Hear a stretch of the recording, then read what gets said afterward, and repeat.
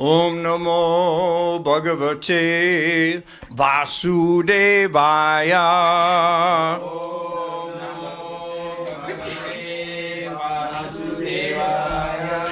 Om Namo Bhagavate Vasudevaya.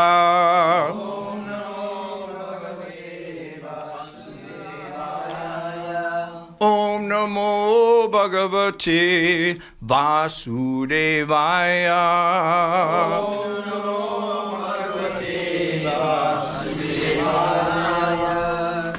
So tonight I want to speak on the first verse of Sri Gurvaṣṭakam, which is a prayer composed by one of the great spiritual masters in our line of disciplic succession, Srila Vishwanath Chakravarti Thakur. The song, Srila Vishwanath Chakravarti has advised us to chant loudly every morning in praise of the spiritual master. This verse is especially important for me because it explains the unfortunate situation we find ourselves here within the material world. Samsara dava nalalida loka tranaya karunya ganaganatam praptasya kalyana gunarnavasya vande guru sri charanaravindam. Spiritual master is receiving benediction from the ocean of mercy. Just as a cloud pours water on a forest fire to extinguish it, so the spiritual master delivers the materially afflicted world by extinguishing the blazing fire of material existence. I offer my respectful obeisances unto the lotus feet of such a spiritual master who is an ocean of auspicious qualities. So now I'm going to read from Srila Prabhupada spoke on this verse, and I'm going to read from one of his lectures on this verse, which is particularly apropos for what's going on in the world today. This is called samsara, bhutva bhutva praliyate. You take your birth once in some form of body. You live for some time. Then you have to give up this body. Then you have to accept another body. Then again live for some time. Then give up that body. Again accept another body. In this way, it is going on. That is called samsara, rotating within this material world. That is compared with davanala. Davanala means forest fire. Forest fire. You have got experience. You've seen, or might have. In the forest, nobody goes to set fire, but it takes place. Everyone knows it. Similarly, within this material world, nobody wants to be unhappy. Everyone is trying to be very happy, but he is forced to accept unhappiness. This is the position. Therefore, it is called davanala. Davanala means nobody willingly sets fire, but there is fire in the forest. Similarly, in this material world, everyone is trying from time immemorial, even at the present moment. There is some occasional war, world war, and they manufacture some means. In our days, when we were young men, there was a League of Nations. Perhaps some of you may know.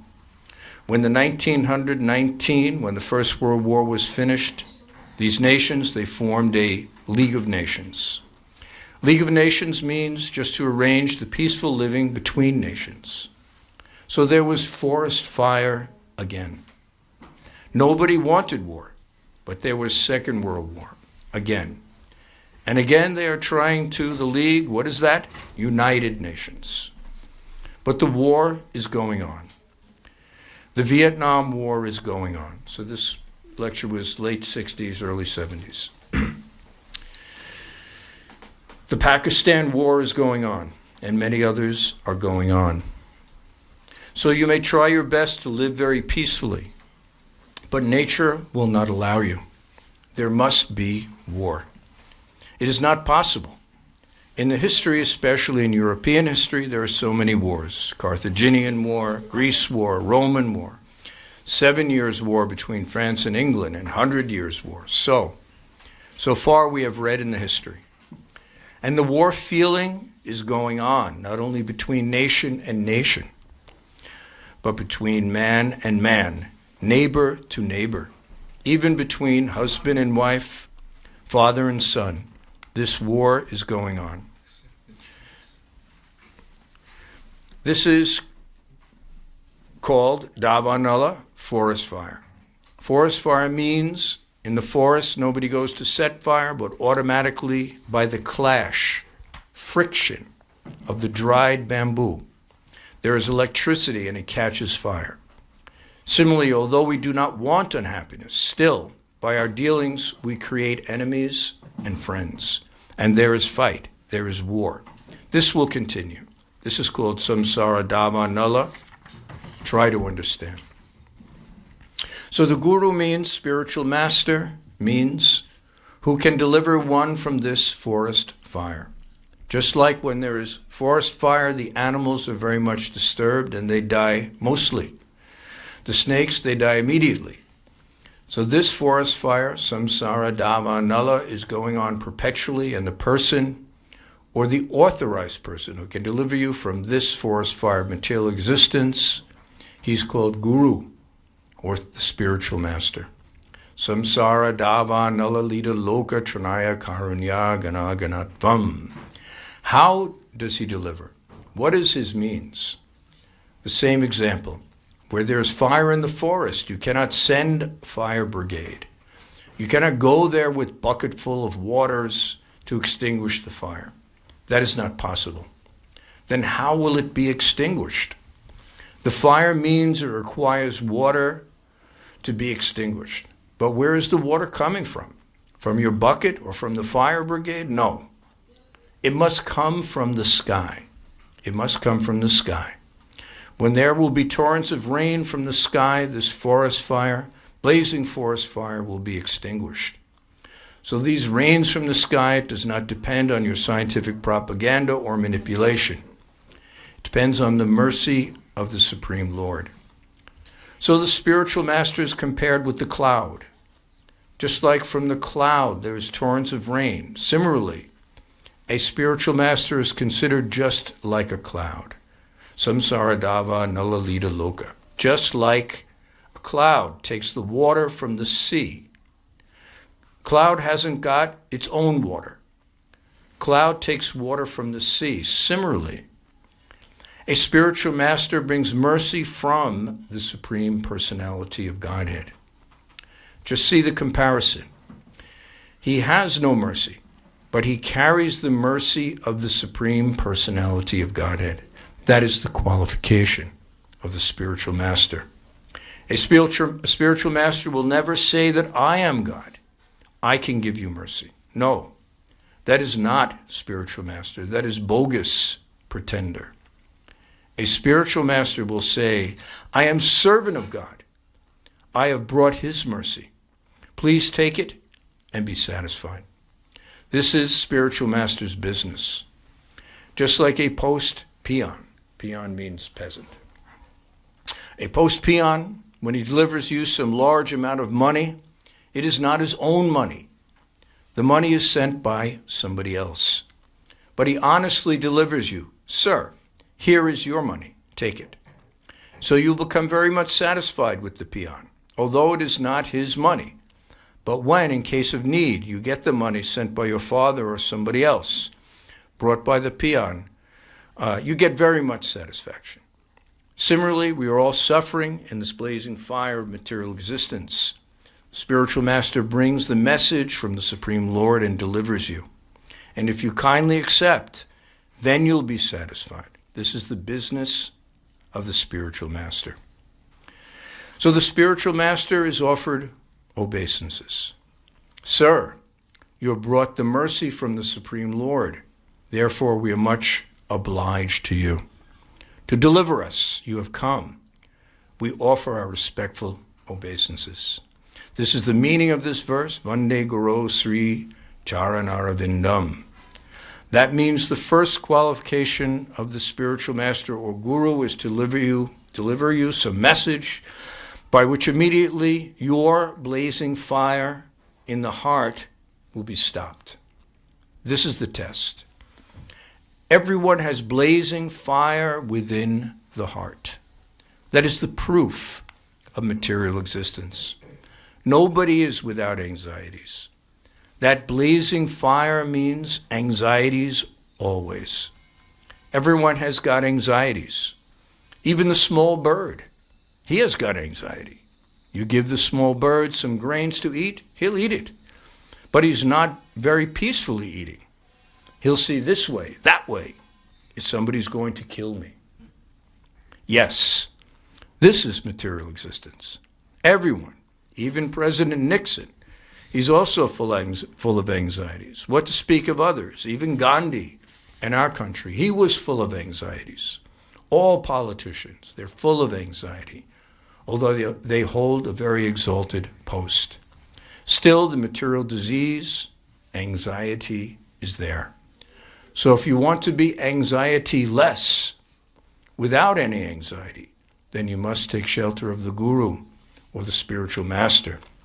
And the test is that by the instruction of guru, by following the instruction of the guru, you will be anxiety-less.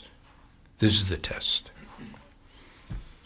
Om Jnana Timrandasya Garanjana Shalakaya Chakshurmilitamina Tasmai Sri Gurave Namah. So this talk was given around the time when I joined the ashram in 1973. So my whole teenage experience was all about the Vietnam War. Why? Because at that time, there was a draft in the United States. So that meant, whether you like it or not, if the government calls you, you have to join the army. And there was a good chance you'd be sent to Vietnam. So Vietnam, 54,000 young American boys lost their lives. So this was a very intense time. I remember my oldest brother, he got drafted. So my mother was trying to act very strong. Yes, you're going to join the army. Of course, my parents were of the generation that served in the Second World War on behalf of the United States. So he went into basic training, and then one day she got a letter from my brother. And after she read the letter, she was crying. And my mother was a particularly tough lady, particularly, unusually tough. I never saw her cry before or since. So at that time, I was maybe 10 or 12 years old, and I said to my mother, "Why are you crying?" She said, "I'm crying because my son is being sent to Germany. My son will live." So this war, something horrible. So since joining, of course, I wanted to escape from this kind of world. And I moved into the temple at 439 Henry Street. That was in 1973. I was 18 years old. So since that time, however, so many wars still coming. Although the United States is the richest country in the world, strongest country in the world, the most scientifically, technologically advanced country in the world, but we're not using our material opulences to avoid war. We're using our material opulences to start wars. So this is something incredible for me, something incredible.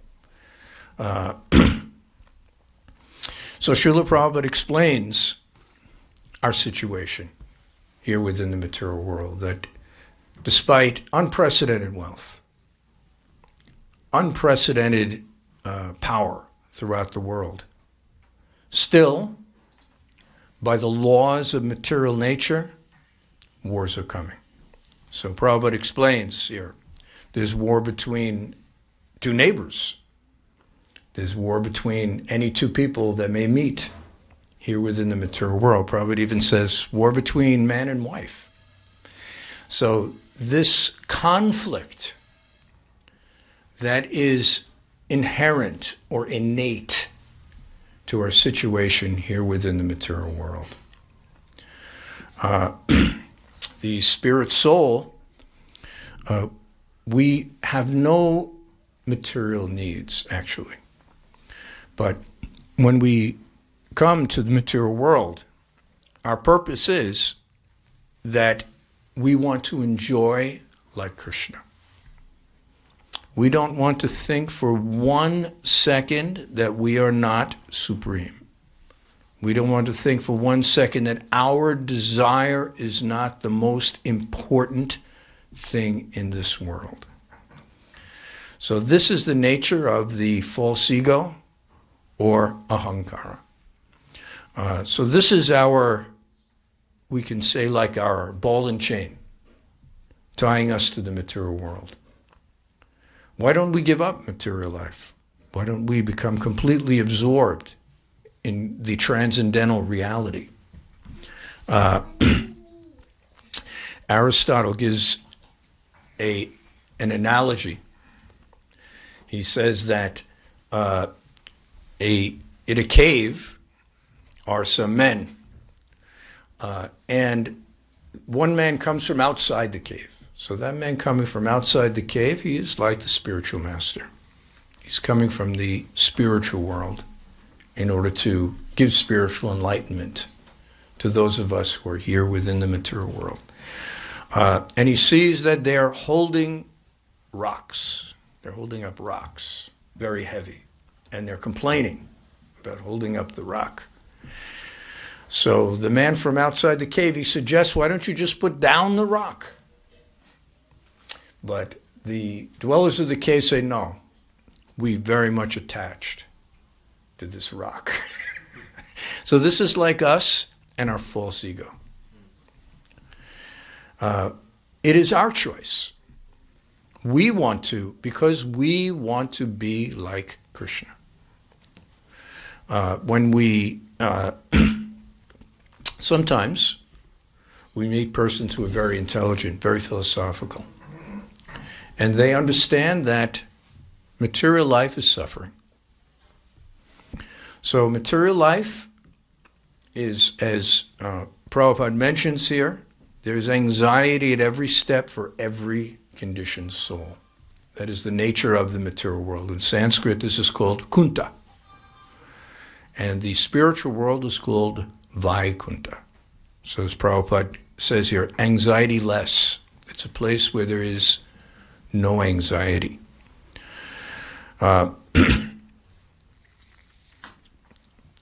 So we are very attached to this situation. So some philosophical persons, they begin to understand the body is a source of suffering. So they want to start to give up material attachment. They understand that the soul is eternal and that this body is temporary. So they begin to give up activities related to temporary things here within this material world. But when we tell them that you will become the servant of Krishna in liberated state, they're very upset. So at that time they become impersonalists. They become Buddhists. Because this is the one thing they cannot tolerate. Srila Prabhupada calls this the last snare of Maya. They can philosophically understand that if I give up all kinds of ugra karma, all kinds of very bad activities that result in very bad karmic reaction, that'll be good for me. if they understand that by giving up identification with the body, giving up identification with the material mind, they can escape from the kunta, the misery of the material world. But the one thing they cannot tolerate is that they will be the servant of Krishna. They will not be the final authority. So this is the last snare of Maya, that someone who performs yoga, someone who performs austerities, someone who may be extricating himself from the material world, they want to think that either, in the case of Buddhist, we call nirvishesh, rather than accept that they'll be the servant of Krishna, they postulate philosophically that ultimately there is nothing. This is called voidism. Or the impersonalists we call shunyavadi or mayavadi. Shunyavadi means void, and nirvishesha means no form. Thank you, Maharaj. So, mayavadi means that they say that, okay, we are not material, but ultimately the Supreme has no form. That way, I can become the Supreme. I can merge with the Supreme, and I can become equal to the Supreme. So this is still our false ego screaming out that we don't want to be the servant of Krishna. So this is, of course, hallucination, because we're not in control of anything. Are we consciously beating our heart? If our heart stops beating, then this body is dead. So anyone here consciously making sure their heart beats? Nobody? Okay. So everything here is being controlled. One of the classic proofs for the existence of God, we take from the Catholic philosopher, St. Thomas Aquinas. So he postulated that when we see order in the universe, this is proof that there must be an intelligent creator, an intelligent controller. So those who are scientists, if they are hallucinating, they'll say that we're learning more and more about the mechanics of material existence. So this proves that there's no God, there's no conscious controller controlling everything that's going on. But the real scientist would say that maybe we know 3%. I've seen estimates as low as 3% of understanding even how the human body is functioning. So that means this body is still functioning. And the most educated scientist, he may understand 3% or 5% of how it's functioning. So the real scientist would say, science is proving how much we don't know. How much we don't know. That's the real, honest, intelligent conclusion of science. Srila Prabhupada liked to say that if you're such a great scientist, so why don't you stop yourself from aging? Why don't you stop yourself from dying? There's an old saying, physician, heal thyself. So Prabhupada also, I like to say that despite all advancement of modern material science, still the death rate is 100%. So this is the actual situation. Krishna in Bhagavad Gita says, Kalosmi Bharatarshava, time I am. So time is the supreme factor within the material world. Supreme factor within the material world. All the greatest persons in history, Julius Caesar, George Washington, all these people, no more. here on this planet. They have left their bodies and they have gone to another body, as described here. Samsara means that the soul is eternal, but due to material attachment,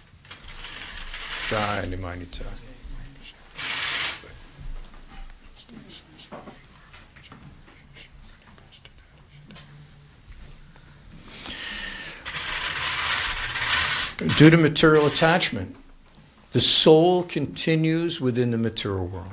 We actually have 3 bodies. We have this gross material body. Then we have our subtle material body, which consists of mind, intelligence, and false ego. And then we have our spiritual self. So when this material body, this is actually manifested from our subtle body. So when this body becomes old, when this body becomes useless, cannot function anymore in the material world, then according to our karma and according to our desires, we take our next body within the material world.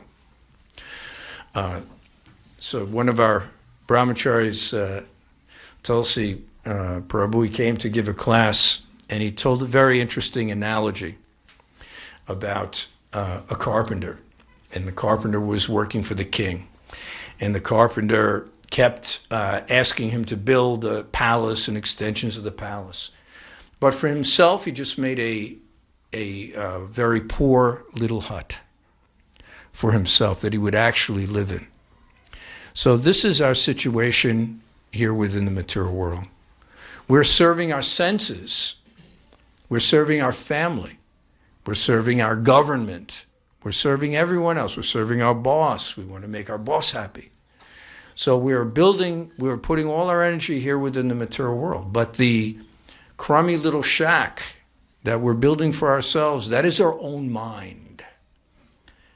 And that mind will carry us to our next material body when this body is ended.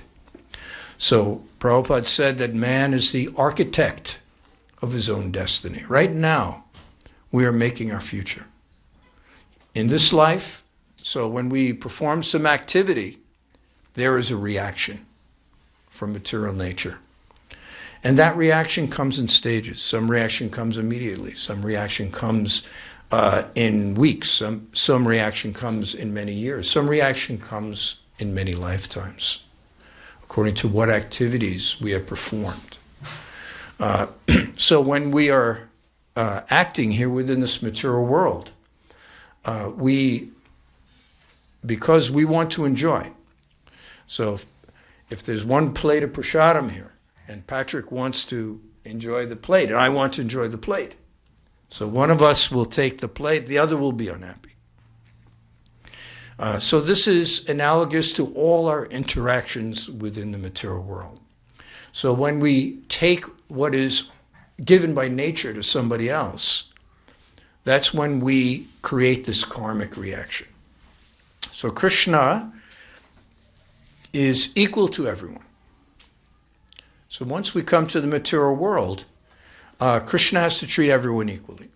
So when I take something from Patrick, material nature by the law of karma means that now I will have to suffer in some way because I took what material nature had provided for him. So when we perform ugra karma means sinful activities with a very intense reaction. So the overwhelming act of ugra karma that we have here in America, of course, is the killing and eating of animals. So when you kill an animal, then that animal also has, in the future, the right to kill you. In the Vedas, there is facility given to even persons in the mode of ignorance how to advance further in Krishna consciousness. So there is, in some of the Vedas, there is prescription. If someone is determined to eat meat, that they can kill a goat. But before they kill the goat, they have to whisper a mantra into the ear of the goat. And that mantra means, just as I am killing you, in the future, you will have the right to kill me. So the purpose of this mantra is to educate, actually, the person that should not do this, should not do this. So when we're performing this kind of ugra karma, we have to accept that reaction throughout this life and through many different lives. So this is something very dangerous that we're facing karmically here within the material world. So, although it's very sad for me to see the United States starting a war, at the same time, we should not be surprised by these turn of events. The only escape from this is to, as Prabhu says here, accept the mercy of the spiritual master. On our own, no matter how much we study, no matter how many austerities we perform, no matter how much yoga or how expert we become in yoga, we will not be able to transcend this material world and escape this cycle of birth and death. The spiritual master, on the other hand, just as Prabhupada gives the example here, that if there's a forest fire, we can send the fire trucks, we can send a bucket brigade, but they won't be able to put out a forest fire. Only water which is taken from the ocean and goes into a cloud, and then that cloud rains on this burning forest, the only way to put out the forest fire. So in the same way, the spiritual master is bringing mercy from the spiritual world for devotees to escape this cycle of birth and death here within the material world. When one becomes a devotee of Krishna, of course, then they become completely nonviolent. Prabhupada used to brag that my disciples would not even kill an ant. So this is when we understand that the spirit soul is equal within every living entity. So consciousness is the symptom of life. Consciousness is the symptom of the soul. So every living entity, if an ant starts walking towards me and I put my finger right in front of the ant will turn around and run away. So the ant is conscious. The ant is conscious. So the same spirit soul that is within me is also within the ant. So those who are Vaishnavas, we respect all living entities. And so this is the step to get out of this vicious cycle of karma and violence here within the material world. Otherwise, whether knowingly or unknowingly, we'll have to do some kind of activity which will harm somebody else. The Vedas say there are 5 kinds of unknowing sinful activities. So every time we breathe, we kill microbes. There's microbes, living entities in the air. Every time we drink water, there are also tiny living entities within the water. And when we drink water, those living entities are killed. We need fire in order to cook, in order to heat. Every time fire is lit, living entities are also killed. Every time we walk. So this is why the Jains, the very strict Jains, they have like a mask over their face. But also when they walk, they have a broom. So they're trying to reduce the karmic reaction, the unknowing violence, the unknowing karmic reaction that we are causing within this material world. But of course, there is no mechanical way, not brooms, not masks, or anything else that we can actually stop this process. The only way is that we have to stop acting for ourselves and start acting for Krishna. Now, we may not know how to act for Krishna, but that is the purpose of the spiritual master. So Srila Prabhupada taught us how to do everything for Krishna. So we cook for Krishna. We make music for Krishna. We manage a temple for Krishna. We print books for Krishna. Our children, family life is also meant to be for Krishna. Household life in Krishna consciousness we call Grihastha ashram. The ashram is a place where everyone in the ashram is supposed to be advancing in Krishna consciousness. Grihastha ashram means that the family, the husband and the wife, they make a home that's an ashram to try to assist their children, their family members, to make advancement in Krishna consciousness. So everything can be used for Krishna. And by using everything in the service of Krishna, then we escape all the karmic reaction that would be there otherwise within the material world. So this is the only way. Prabhupada pointed out that if we kill a man for our own purpose, we're arrested and maybe executed. But if we become a soldier and we kill someone on behalf of the government, we get a medal. where the government says that we are heroes. So why? Because the soldier is not killing for his own account. So this is the same principle. We're living here within the material world. Everything can be used in the service of Krishna. Then there is no reaction, but rather we advance spiritually by doing all these things in relationship to Krishna consciousness.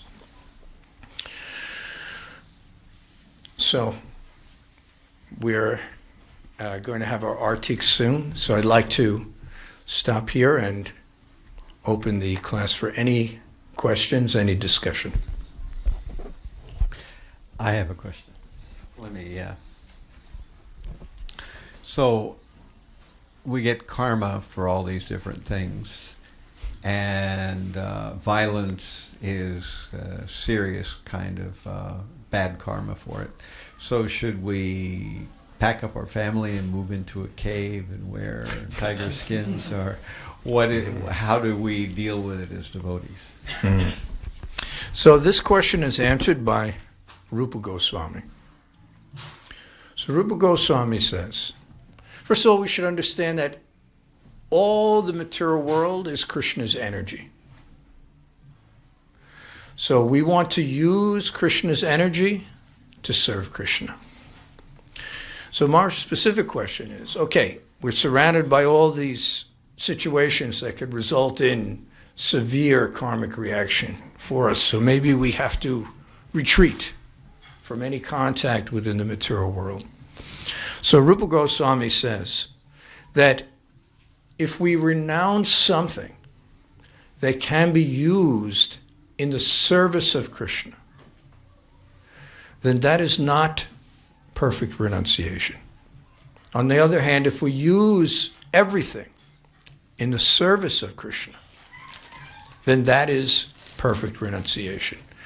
When Srila Prabhupada was coming to the United States, he came to the United States in 1965. And later he went back to India, and when he was returning, he came by plane.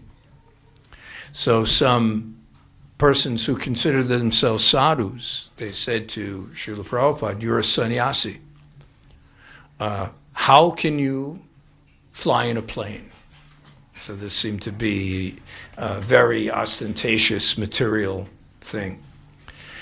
So Srila Prabhupada said, the materialists, they're flying in planes. If I go in a bullock cart, I can never catch them.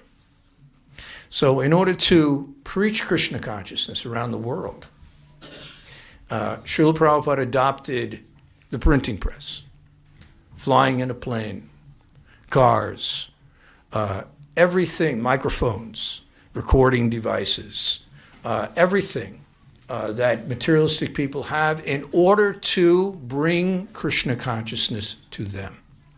So to renounce those things would have been incomplete renunciation, because those things Prabhupada showed us how to use for the service of Krishna. So in this way, although Srila Prabhupada came to New York with only 40 rupees and some trunks of Srimad Bhagavatams he had translated into English, today we have more than 800 temples all around the world. So by using everything, Krishna's energy in the service of Krishna, Srila Prabhupada was able to fulfill the order of his spiritual master, which was to go to the West and preach in English to the English-speaking people. So in this way, Prabhupada showed us perfect renunciation. Nothing for himself. Everything just to execute the order of his spiritual master. When Prabhupada arrived in New York, 1965, Prabhupada was 69 years old. So I am 70 years old. Very hard to imagine going to the other part of the world. 40 rupees is today, I don't know, 50 cents? Something like that. So just to get a little understanding here of what kind of spiritual wealth Srila Prabhupada had, but only 40 rupees in his pocket. Prabhupada also didn't know anybody in the United States. He had a letter of introduction to one man's family where he went and stayed for a month before coming to New York City to start his mission. So this is perfect renunciation. So this, hard to imagine how austere, how difficult this was for Srila Prabhupada, all alone. Prabhupada stayed in New York City for 1 year before he had a single disciple. Recently in a meeting, a devotee said to me, well, if I don't get a good result in 2 months, I'm going to stop.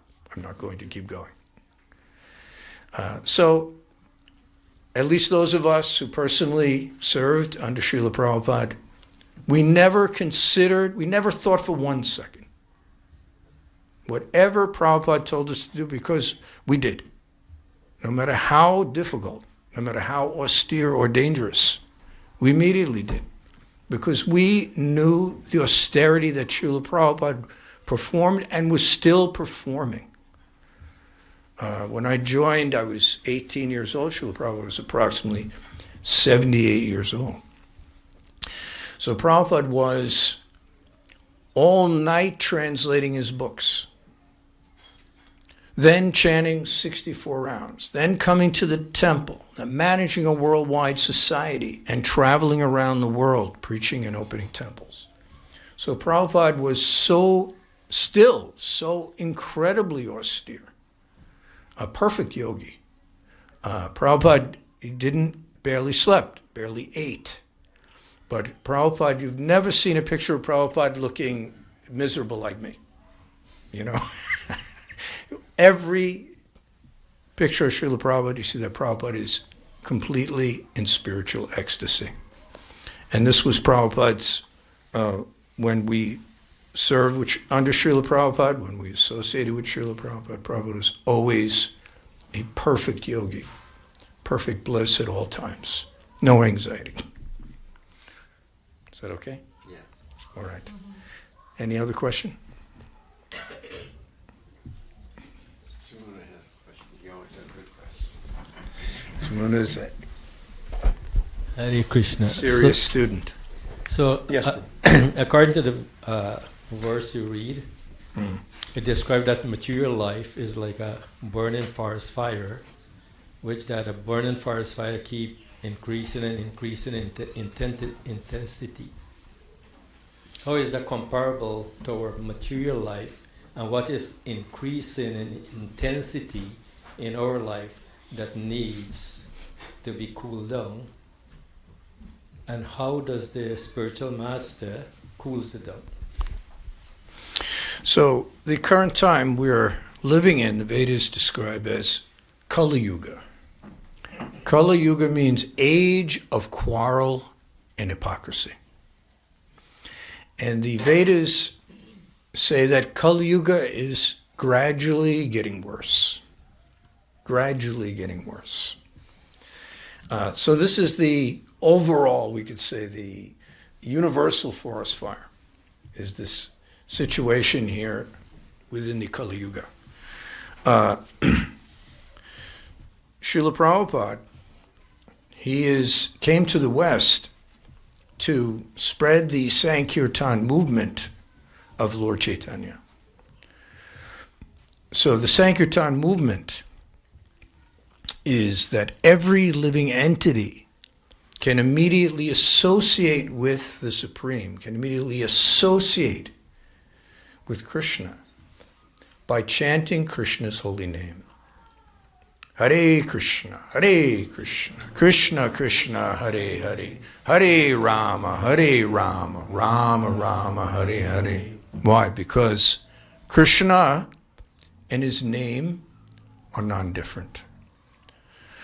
Krishna is completely transcendental or spiritual because Krishna exists before the existence of the material world.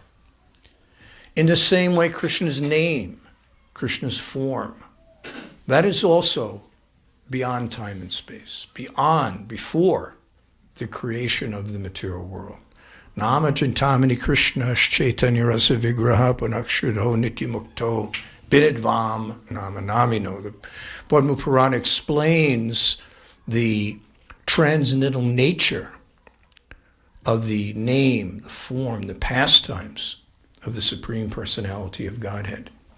So the vibration, Krishna, that is the same as Krishna.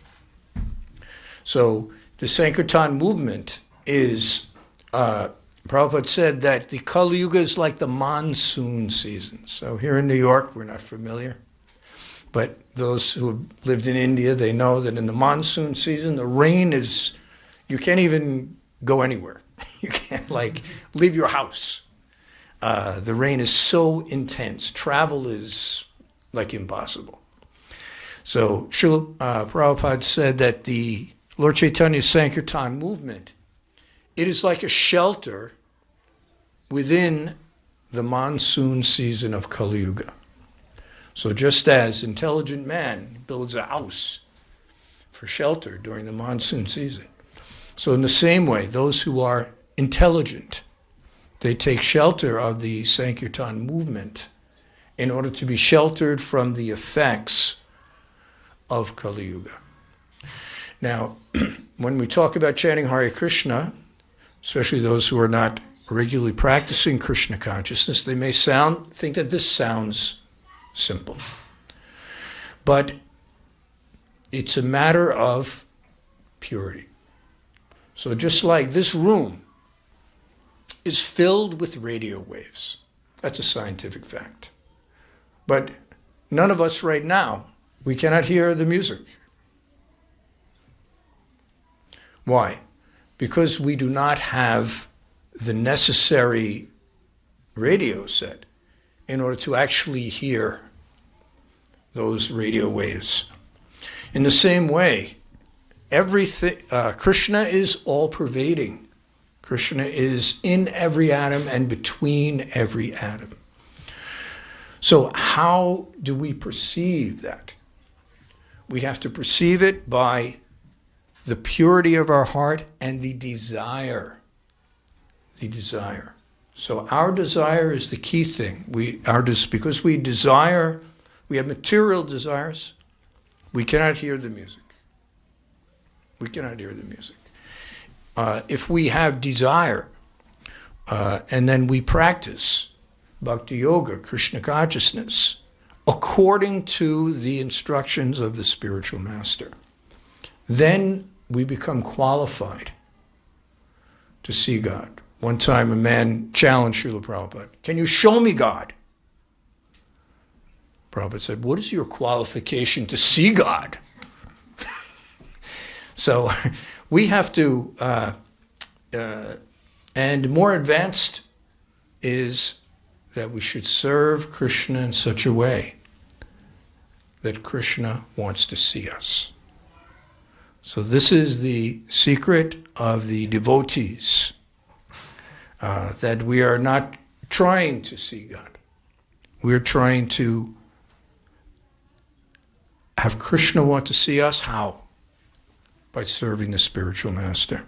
Prabhupada said that if there's a very rich man and you need to meet this rich man for your business, your family or something, no matter how many times you go to his office, he's never going to see you. But if you meet his small son and you give the small son one sweet, Prabhupada said, then the rich man will want to speak with you. So the spiritual master is the beloved servant of Krishna. So when we become the servant of the servant of the servant of Krishna, then we gain the opportunity so that Krishna would want to see us. Srila Prabhupada said, I came to the West, I followed my spiritual master blindly. I do not know what the result will be. Now, Prabhupada was the greatest scholar, the greatest yogi. But Prabhupada said that he didn't even question the order of his spiritual master. This is the order of his spiritual master. So a tremendous personal austerity. Prabhupada came here to New York, the world headquarters of Kali Yuga, in order to begin Lord Chaitanya's Sankirtan movement. So this is how to act so that Krishna wants to see you.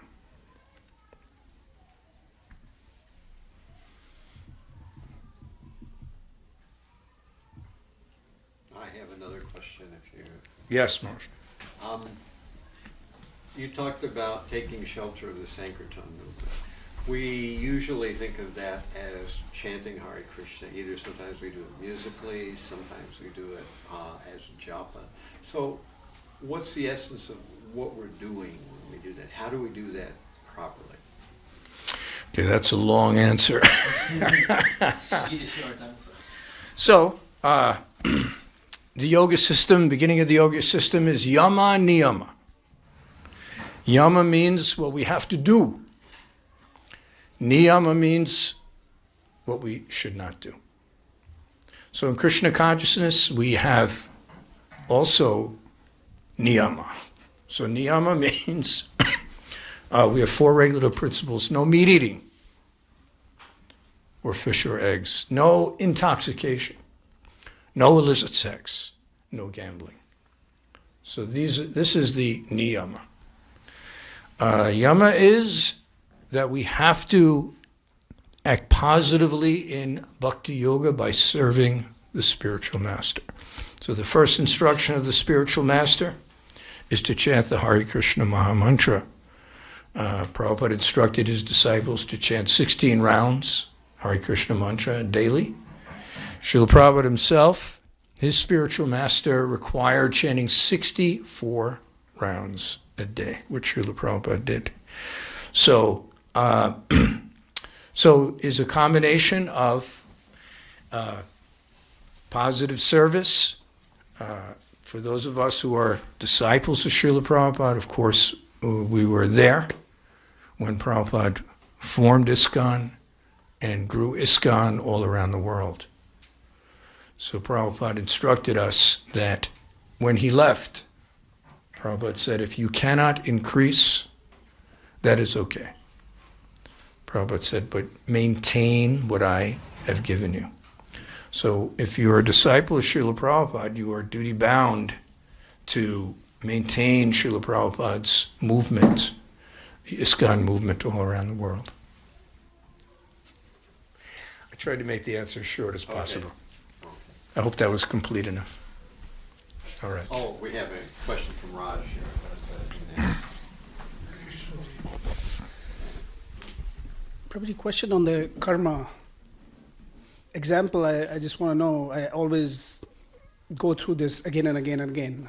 If I have ants in my house or living room, now I have to put the medicine for them to go. Knowing that I'm killing them, I'm creating my karma now. But if I don't do that, they will come under my feet and my kids, family, and then either way, I'm creating something bad for myself. How do we deal with situation like this? Like in our daily life, there's so many things happens that we don't even know. Like walking in the backyard, like you're killing something, not knowing because you're stepping on it. But still, it's the part of your karma. So that's the first question. The second question, am I creating my karma or is it part of my previous karma that I'm kind of give and take? Okay. So the first question, Good questions. you may be surprised that Srila Prabhupada criticized his disciples very severely if there were insects in the temple. Because Srila Prabhupada said that if you are perfectly clean, you will have no insects. So this is the first.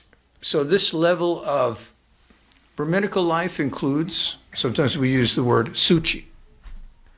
So to come to the platform of Brahminical life, that means absolute cleanliness. Absolute cleanliness. I married for 49 years, and I can assure you that my wife's standard of cleanliness is such that I have never called an exterminator. So this is the first lesson from Prabhupada. But sometimes we may not have that level. We may not be that expert.